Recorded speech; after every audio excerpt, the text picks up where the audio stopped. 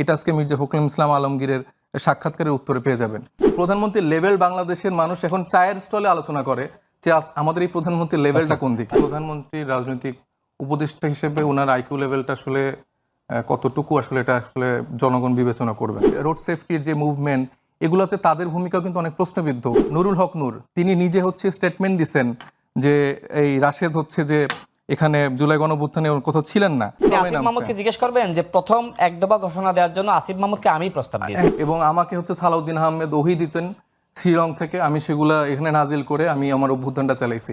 আপনাদের ভিতরে যে বন্ধুত্বটা হওয়ার কথা ছিল, অর্থাৎ বিএনপি এবং এনসিপির সাথে যে বন্ধুত্বটা হওয়ার কথা ছিল, সেই বন্ধুত্বটা আমরা দেখতে পাচ্ছি না কেন? এখন আপনি এর উত্তর দিবেন, তার সাথে রাশেদের বক্তব্য যদি কিছু বলার থেকে বলেন। কারণ হচ্ছে ওই যে জুলাইয়ের যে আকাঙ্ক্ষা, যে পরিবর্তনগুলা ফ্যাসিবাদ কাঠামোর জন্য দরকার ছিল, সেটা আমরা সে জায়গাটা স্টিক আছি, তারা নাই। তারা ওই আগের সিস্টেমটাই ফিরে আনতে চায়, ওইটার মধ্যেই পাওয়ারটা এনজয় করতে চায়, স্ট্রাকচারটা এনজয় করতে চায়। এটা হচ্ছে মূল দূরত্বর জায়গাটা। দেখেন, আমার সমালোচক রাশেদ খান উনি হচ্ছেন মানে উনি প্রধানমন্ত্রীর রাজনৈতিক উপদেষ্টা হিসেবে ওনার আইকিউ লেভেলটা আসলে কতটুকু আসলে এটা আসলে জনগণ বিবেচনা করবেন। কারণ আমার প্রথমার্ধে আমি আসলে কি কথা বলেছি, কি প্রশ্নের জায়গাটা রেখেছি, উনি কি বুঝেছেন আমি আসলে বুঝলাম না। এখানে কিন্তু আমি একবারও বলিনি যে 17 বছর ধরে বিএনপির কোনো ত্যাগ তিতিক্ষা রাজনৈতিক কোনো জায়গা নেই, এটা কিন্তু আমি বলিনি। আমি বলেছিলাম সেটা যেটা প্রেক্ষিতে রাজনৈতিক ভাষা নাসরুদ্দিন পাট, আপনি আমাকে প্রশ্ন করেছেন যে নাসরুদ্দিনদের পাটকুয়ারের ভাষা বা এটার জন্য আসলে এই যে এখন যে হামলা মামলা হচ্ছে বা এই যে আমাদের আলিফের চোখ উঠে গেল, এটা কি ঠিক হচ্ছে কিনা। ওনাদের যুক্তি এটা যে এই রাজনৈতিক বক্তব্যের কারণে। আমার কথাটা এটাই ছিল যে আপনারা এখন এই রাজনৈতিক সমালোচনাগুলো নিতে পারছেন না, আপনারা শরীরের গরম দেখিয়ে প্রতিপক্ষকে হামলা করছেন, ভিন্ন মতকে দমন করছেন। ঠিক 17 বছরে আপনাদের এই শরীরের গরম, এই রাগ, এই এগ্রেশনটা কোথায় ছিল যখন আপনাদের বিএনপির রাজনৈতিক দলকে নিয়ে প্রধানমন্ত্রীকে বর্তমান প্রধানমন্ত্রী তারেক রহমানকে নিয়ে, বেগম খালেদা জিয়া, শহীদ প্রেসিডেন্ট জিয়াউর রহমান, ওনাদেরকে নিয়ে এত আজে বাজে নোংরা আঘাত করা হতো, তখন এই মানে আপনাদের এগ্রেশনটা কই ছিল? সেটার জবাবে উনার ব্যাখ্যাটা শুনলে বোঝা যাবে আসলে প্রধানমন্ত্রী পেশ মানে রাজনৈতিক উপদেষ্টার বলতে চেয়েছিলাম। তারপরে পরবর্তীতে উনি ইতিহাস নিয়ে অনেক কথা বলছেন। দেখেন, রাজনৈতিক ইতিহাস এগুলা আজকে একটা মির্জা ফখরুল ইসলাম আলমগীরের আপনি একটা প্রথম আলোতে সাক্ষাৎকার দেখবেন, সেখানে অনেক ব্যাখ্যাই উনি দিয়ে ফেলেছেন যেটা নিয়ে ওনারা এতদিন ধরে বড়াই করতেন।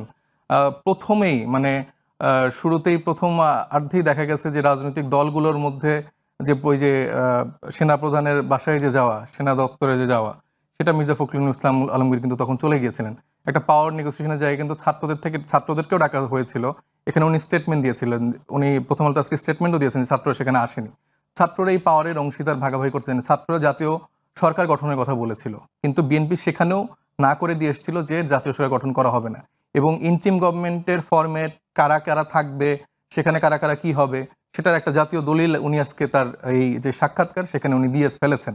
তো এই জায়গা থেকে এতদিন তারা দাবি করতো যে ছাত্ররা সব লোক বসাইছে, ইন্টিম গভর্নমেন্ট বসাইছে, কেন জাতীয় সরকার করলো না, কেন চুপ্পুর কাছে শপথ নিল, এই সব কিছুর কেনর উত্তর বিএনপি যে ডে ওয়ান থেকে বাংলাদেশের মানুষের সাথে প্রতারণা করছে, এটা আজকে মির্জা ফখরুল ইসলাম আলমগীরের সাক্ষাৎকারের উত্তরে পেয়ে যাবেন। এবং অভ্যুত্থানে কার কি অবদান, এইগুলা নিয়ে যদি এখন রাশেদ খান আলাপ আলোচনা করতে যায়, তাহলে আমরা অনেক পুরানো আলোচনা করতে পারি। এই 18-19-এর যেসব কোটা সংস্কার, তারপরে আমাদের যেই রোড সেফটির যে মুভমেন্ট, এগুলোতে তাদের ভূমিকা কিন্তু অনেক প্রশ্নবিদ্ধ। অনেক অভিযোগ আছে টাকা খেয়ে হচ্ছে যে তারা আমাদের সাথে বিট্রে করছে, তাদের সাথে আমরা অনেকে ছিলাম না কেন, এরকম অনেকগুলো এলিগেশন ছিল। গণ অধিকার পরিষদটা ভেঙে টুকরো টুকরো হয়ে যাওয়া বা তাদের সাথে একটা কোয়ালিটি ফোর্স না থাকার রিজন কিন্তু এটা যে তারা অলওয়েজ এই পাওয়ারের সাথে নেগোসিয়েশন করছে, তারা অমুকের টাকা খাইছে, তারা তমুকের সাথে নেগোসিয়েশন করছে। এবং এই যে জুলাই গণঅভ্যুত্থানে রাশেদ খান তার একটা কোনো ডকুমেন্ট দেখাক যে সে আছে এখানে, তার দলের যে প্রধান ছিলেন নুরুল হক নূর, তিনি নিজে হচ্ছে স্টেটমেন্ট দিচ্ছেন যে এই রাশেদ হচ্ছে যে এখানে জুলাই গণঅভ্যুত্থানে কোথাও ছিলেন না। তারপর তাদের আরেকজন, তাদের ছাত্র অধিকার পরিষদের আরেকজন ছিলেন জাবের মাহমুদ, উনি বলেছেন যে তার সাথে মানে নুরুল হক নূর গ্রেফতার হওয়ার পরে তার সাথে কোনো রকম যোগাযোগ করা যেত না, 22 তারিখের পরে বহুবার কল করেও তাকে পাওয়া যায়নি। তো এই অভিযোগগুলো তাদের আপনাদের ছাত্র অধিকার পরিষদের নেতা। সেটা তো আপনি কি তাইলে আপনি হয়তো বা অভ্যুত্থানের সময় বিএনপির গুপ্ত হিসেবে মানে গণ অধিকারে ছিলেন। বিএনপির গুপ্ত হিসেবে ছিলাম। তো আপনি বলেন জাবের মাহমুদকে, আপনাদের আপনাদের আপনার যেই দলে গুপ্ত হিসেবে ছিলেন সেই দলের ছাত্র সংগঠনের ছাত্র। তো এই যে রাশেদদের কথা বলতে গেলে শেষ করা যাবে না, বুঝছেন? তো এইগুলা তার ইতিহাস সে ভুলে যায়। সে এখন নিজেকে আপাতমস্তক ডে-ওয়ানের বিএনপি মনে করছে, ডে-ওয়ানের বিএনপি মনে করছে। 3 আগস্ট আপনি নামবেন, 3 তারিখে তো সবাই নামছে। আপনার যে শোনেন 3 তারিখে আপনি সবাই আসিফ নামছে। মাহমুদকে জিজ্ঞেস করবেন যে প্রথম এক দফা ঘোষণা দেওয়ার জন্য আসিফ মাহমুদকে আমি প্রস্তাব দিয়েছি। হ্যাঁ, আপনি আপনার জাতিসংঘের সাথে যে সম্পর্ক তৈরি হয় নাইট আপনার ইসলামকে সময় আমি পাঠিয়েছিলাম। আপনি আমাকে একটু আগে আপনি শিষ্টাচার শিখালেন। আমার অবদান সম্পর্কে জানতে গেলে বললে আপনি পাগল হয়ে যাবেন। আসবো রাশেদ, আপনি আপনার কাছে আমাকে আসবো। আপনি নাহিদকে জিজ্ঞেস করবেন। আপনি আমাকে শিষ্টাচার আমার শিখালেন অবদান যে আপনার সময় কথা না বলতে। আপনি কেন কথা বলছেন তাহলে?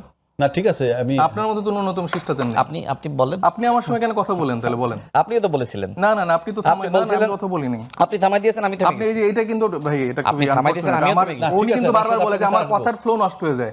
তো উনি প্র্যাকটিক্যালি সে আপনি বলেছিলেন, করে। আমিও থেমে গেছি না? এবার বলেন, শোনেন, continue যেটা করেন। বলছি যে উনি যেগুলো দাবি করছে আসিফকে, হ্যাঁ আসলেই এক দফার ঘোষকই রাশেদ খান, বুঝছেন? রাশেদ খানই নাহিদ ইসলামকে বলছে। বিভিন্ন সময় উনি বলে না, এই যে এরকম একটা বডি ল্যাঙ্গুয়েজ করতো কে, ওই যে গোলাম রব্বানী নুরুল হক নূরকে বলতো, এই তুমি তো আমার ছোট ভাই, এটা উনি এই রাশেদ খানও বারবার বলে, এই আসিফ আমার কর্মী ছিল, অমুক আমার কর্মী ছিল। এইভাবে সে বুঝায় যে আমার অভ্যুত্থানে সব এরা আমার বাচ্চা কাচ্চা।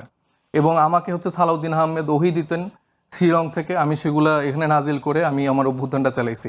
এই ক্রেডিটবাজি করে করে করে আজকে তিনি একটা পদ পাইছেন, এবং এই পদ দিয়ে এখন যা না তা মিথ্যা প্রোপাগান্ডা সে কন্টিনিউয়াসলি চালায় যাচ্ছে।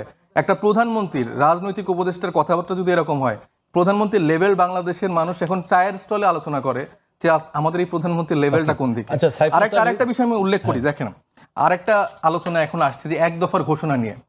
এক দফার ঘোষক অনেকে হয়ে গেছে এখন। আমি দেখলাম যে সালাউদ্দিন আহমেদ একদিন বলতেছেন যে মানে তারেক রহমান সাহেব অনেক আগে এটা দিচ্ছেন 17 বা 18 তারিখে।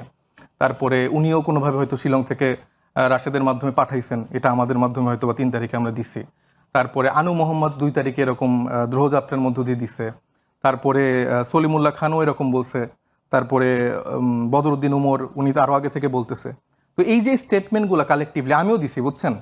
ঘটনা হচ্ছে বাংলাদেশের মানুষ 17 বছর ধরে, আপনার আমার মতো অনেক মানুষই এই এক দফার ঘোষণা দিয়ে আসছে যে শেখ হাসিনার পতন হইতে হবে।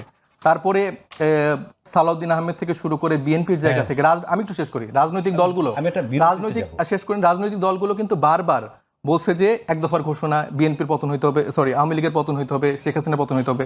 কিন্তু আলটিমেটলি যে ছেলেটা নাহিদ ইসলাম ঘোষণা দিছে তার উপরই কিন্তু সবকিছু বর্তাইছে। তার ঘোষণা শুনেই সারা বাংলাদেশের মানুষ রাজপথে নামছে। তার ঘোষণা শুনেই এই শেখ হাসিনা এখন দিল্লিতে পলায়ন করে আছে। এবং আপনার সাথে আমার একটা টকশোতে মনে কথা হয়েছিল, সেখানে আপনিও বলছিলেন যে শেখ হাসিনা ফিরলে কাকে হত্যা করতে চাইবে, কাকে মারতে চাইবে, সেটা হচ্ছে নাহিদ ইসলাম। তো যে এখন যে আন্দোলন নিয়ে এত কারাকারি, এটা বাদ দিয়ে আসলে এই ইতিহাসগুলোকে বিকৃত করার সুযোগ নাই। আপনারা বর্তমানে, আমি যেটা বলতে যাচ্ছি, ওনাকে যেটা বলতে যাচ্ছি, বিএনপির ভাইদের বলছি, বর্তমানে যে সমস্যাগুলা, এই আন্দোলন নিয়ে মারামারি না করে, এই যে বিদ্যুৎ নাই, তেল নাই, এর দাম বেশি, ওটার দাম বেশি, এটা নিয়ে আলোচনাটা সাইফ মুস্তাফিজ